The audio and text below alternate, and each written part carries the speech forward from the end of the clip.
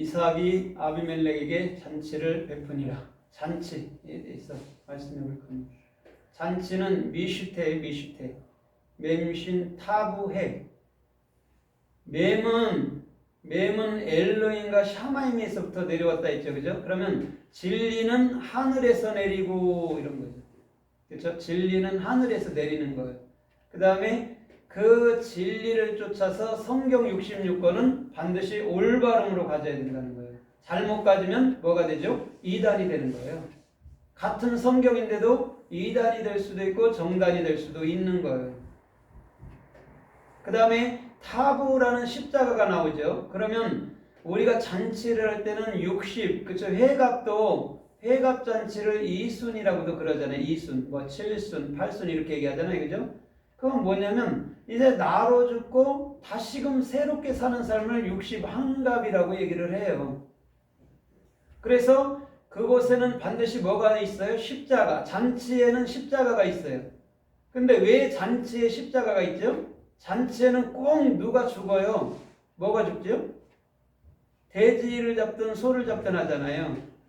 그렇죠? 그럼 우리 잔칫날에는 누가 죽어요? 예수가 죽는 거예요. 그래서 잔치 안에는 반드시 미슈테라는 십자가가 들어있고 십자가가 지나고 난 다음에야 이제는 우리가 성령 안에서 영으로 살 수 있는 그런 삶들, 길들이 열린다는 거죠. 그게 영이라는 거예요. 그러면 우리가 지금까지 바라보는 이 현세계에 바라보는 모든 것들은 허상인 거예요. 어떻게 보면 이런 것들이 실제는 우리가 이제는 영이 됐을 때 영으로서의 삶을 영위하고 있을 때 그게 참이라는 것이죠.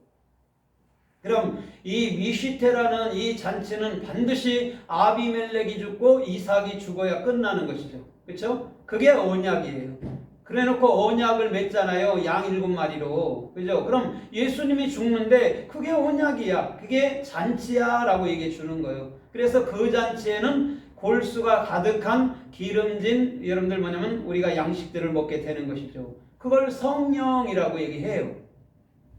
그럼 오늘 이 미시테가 성경에 어떻게 또 쓰였고 말씀하나 우리가 좀 살펴보도록 하겠습니다. 창세기 21장 8절에 보면 이삭이 젖을 떼고 난 이후에는 대잔치를 베풀었거든요.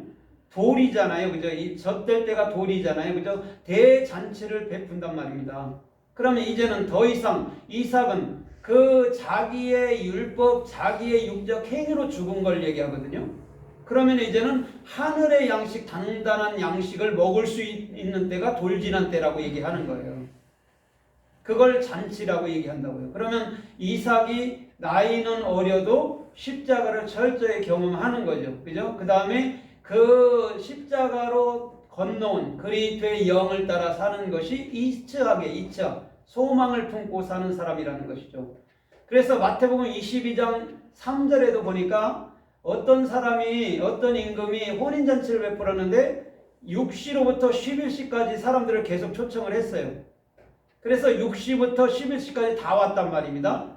그런데 그 중에서 상석에 앉았는데 혼인 예복을 입지 않았어요.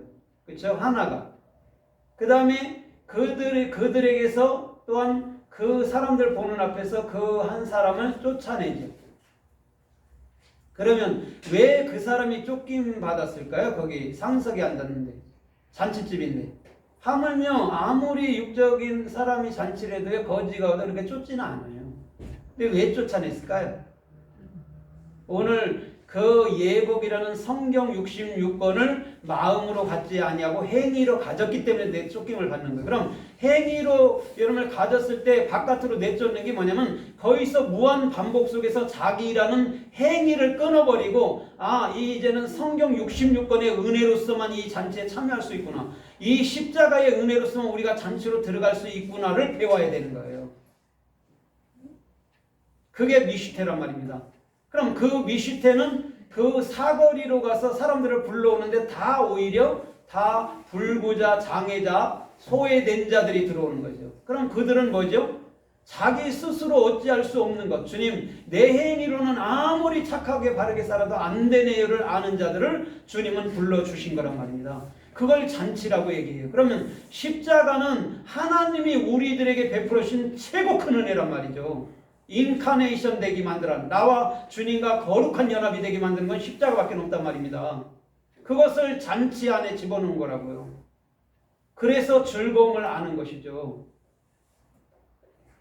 마태복음 23장 6절에 보니까 바리새인 서기관들은 그 잔치집에 상석에 앉기를 좋아한다라고 얘기를 했어요. 그러면서 뭐라 그래요? 너희의 아버지는 한 분뿐이시니 하늘에 계시다 그랬어요. 마음에 있다라는 얘기예요. 그 다음에 너희의 지도자도 한 분뿐이니 누구라고 그래요? 그리스도밖에 없다라고 얘기했습니다. 여러분 그리스도가 영이죠, 그죠? 또 아버지가 영이란 말입니다. 그런데 그분이 어디 있어야 되죠? 우리 마음에 있어야 되죠. 그러나 바리새인 서기관들은 그걸 행위로 취해버린 거죠. 그 예수가 있으면 예수를 경배하고 십자가가 있으면 십자가를 경배하고 그렇게 했다는 것이죠. 그래서 이들은 잔치집에 앉을 때에 상석을 좋아한다라고 얘기했어요. 그럼 마태복음 22장에서 상석에 앉은 자와 지금 바리새인들이 상석에 앉은 것은 똑같단 말이에요. 행위를 가진 자가 그 상석에 앉았으면요 반드시 쫓아내버려요. 주님의 은혜로 그들이 살지 않기 때문에 쫓아낸단 말입니다. 지옥 보낸단 말을 하는 게 아니에요. 자기 스스로는 안 되는구나, 구원이든 천국이든 가질 수가 없구나를 알아버리는 것이죠. 그것이 불못이라는 애쉬란 말입니다. 무한 반복 속에서 나는 안 되는 거구나, 우리 주님이 베풀어 주신 은혜구나, 그리고 또 우리가 영이 되는 것도 그리스도의 은혜였구나를 알면 되는 것이죠. 그러면 십자가가 없이 우리가 어떻게 영이 되고 십자가가 없이 우리가 어떻게 그 잔치집에 들어가겠냐고요. 그걸 예복이라고 얘기해요. 그러면 성경 자체도 육적으로 그걸 해석해서는 되지 않는다라는 거죠. 영인 말씀은 반드시 성령께서만 깨우쳐 준다라고 얘기하는 거예요. 그래서 마태복음 25장 10절에도 그러잖아요. 10처녀 가운데 5은 미련하고 5은 슬기롭다라고 얘기했어요. 그런데 이 5처녀가 어디로 들어가냐면 잔치집에 들어가 버려요. 그 다음에 미련한 처녀들은 여러분들 뭐냐면 남겨놨단 말입니다. 이 땅에 문을 닫아버렸단 말이에요. 열어주소서 아무래도 절대 열질 않았어요. 그 문은 뭘로만 열리죠? 그 문은 십자가로만 열리는 거예요. 그게 잔치집이란 말입니다. 그러면 그 슬기로운 처녀들은 능히 잔치집 안으로 들어가서 그곳에 앉아있지만 미련한 처녀들은 자기의 수없는 행위와 자기의 그 영광, 자기의 교만, 자기의 그 어떤 쌓은 행위들로 인해서 절대 그 자리에 가지 못한다는 거죠. 그럼 이들이 무엇을 하는 거죠? 파는 자에게로 가야죠. 다시금 예수 그리스도에게 가서 어떻게 해야 되죠? 예수 그리스도에게 가서 우리에게 성령을 달라 해야 되죠. 그래야지만이 그 잔치자리에 들어갈 수 있는 특권이 지워지는, 그럼 미련한 처녀가 슬기로운 처녀가 되는 것이죠. 그걸 십계명이라고 얘기해요. 십계명 중에 그 5계명을 자기 것으로 가진 자들을 얘기하고 10계명을 다 그리스도 안에서 그리스도께서 완성하신 것, 그 하나를 가진 자가 슬기로운 처녀란 말이죠.